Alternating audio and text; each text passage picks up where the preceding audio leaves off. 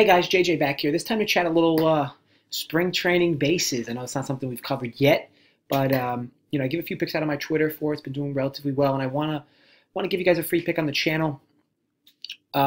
Tomorrow, March 18th, the Yankees will play the Braves. Game's at about 6:05 Eastern. Right now, I'm seeing Yankees -125, Braves +105. Game's going to be on Atlanta's spring home field. Now I know what you're thinking here. Wow, so outrageous! Gonna give away a spring training pick in a market that's arguably unpredictable, right? What you may not know is the way you beat spring training baseball, much like the way you beat regular season baseball, is getting to the numbers first.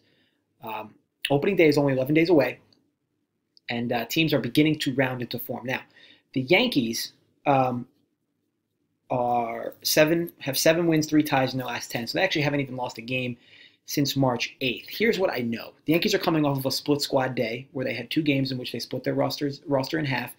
In neither of those lineups that came out today, Gardner, Judge, Stanton, in none of them. Okay, I expect these 3 to be 1, 2, 3 in the order tomorrow. During the winning streak, which started on March 9th, neither of those 3 have had 2 days of rest in a row. Again, they had a full day off today, so I would expect them tomorrow. I probably don't need to tell you how hot Aaron Judge has been in the spring, so definitely having him in the lineup will mean a lot. At least getting him 3 at-bats in a spring game.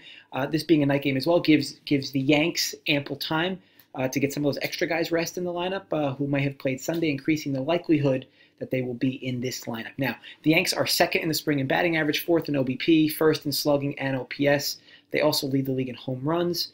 This tells me that there's more going on than just the starters. Because I might give you those numbers and you're like, well, obviously, the Yankees have one of the best lineups in baseball. Why is that a surprise? Well, it's a surprise because their starters are only playing, anywhere between 3 to 5 innings.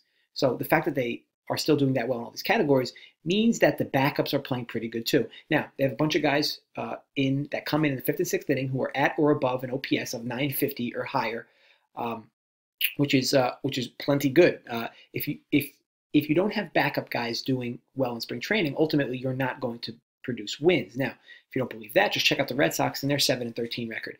One look at the numbers on the guys who enter the 6th inning for Red Sox Red Sox team, you'd practically be coughing out blood. that team, their entire backups suck, and they're obviously their first stringers aren't really hitting that well either.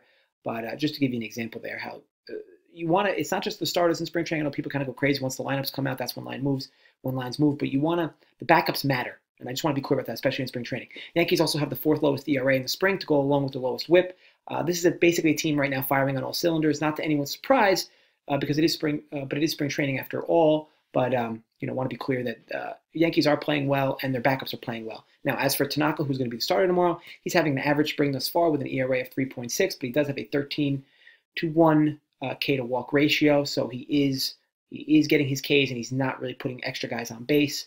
But Tanaka is what he is. There could be that potential blow up inning, but regardless, I do like him in this spot for tomorrow to go 3, 4, maybe even 5 innings. Also, a complete day off for Britton and Chapman for the Yanks. There's a chance we get an inning out of one or both of them. On the other side, we have the Braves, who are on a 5-game losing streak. Streaks matter in baseball. This is not a sport where you play the teams who are overdue. This is a sport with mountains of variance built into it. When hitters are hitting, you ride them. When top arms are throwing good, you ride them as well. Now, the Braves are coming off their own split squad Sunday. The difference is all their starters landed in one of those 2 lineups. I think there is a chance Albie sits here, as he's played in quite a few days in a row, along with a few other regulars. Also, very few Atlanta regulars are really tearing the cover off the ball anyway, except for Ronald Acuna. Their backups also leave a lot to be desired during this 5-game skid. They haven't given up less than 6 runs once. They have given up less than 6 runs once. So pitching has been an issue for their starters and their backups as well. The Braves are 3rd in the spring in lowest ERA, but again, recently over this 5-game skid, this just has not been the case. Now, they have a kid in Bryce Wilson who's going to be on the hill tomorrow. He threw 4 scoreless innings in his last start against the Cardinals, who were not playing their regulars. And then before that, threw 3 scoreless innings against the Marlins, who probably will be the worst team in baseball.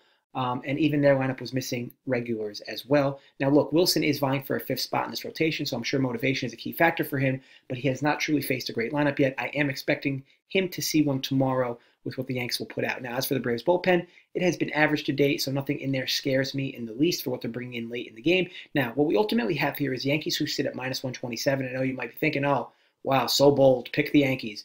But for me, I really have this game tagged at about 165. So we're getting a team who's also been for most of their starts, been sub 160 for nearly every start where they put out a near starting lineup. And tomorrow I will expect a near starting lineup.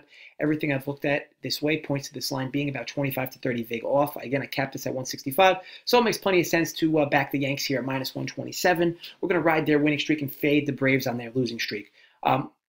So just to be clear again, that's Yankees -125 tomorrow. Once they climb above 135, I no longer like them, so try to get them at 125 while you can. Want to thank you guys for watching.